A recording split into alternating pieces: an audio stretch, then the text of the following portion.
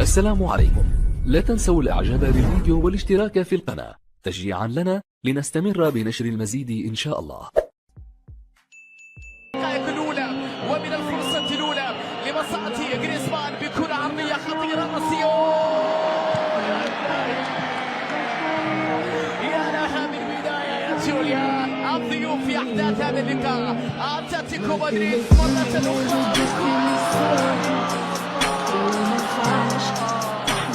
أيوة بداية يا جريزمان. جوليان مارو على يسار الانطلاقة وحول مرتدة لمصلحة أتلتيكو.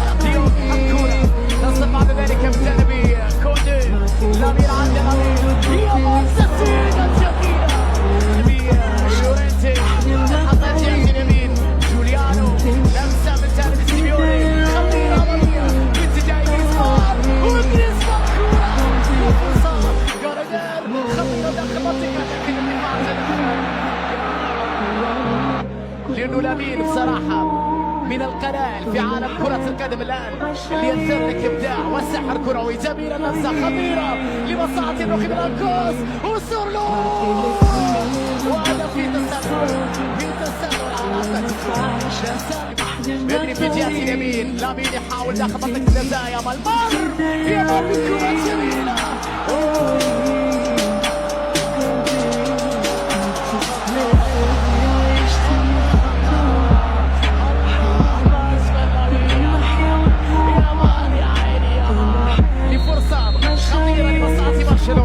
رامينيا تركها لليما وليما حطها ورامينيا تسديد لكنها بيد الحارس.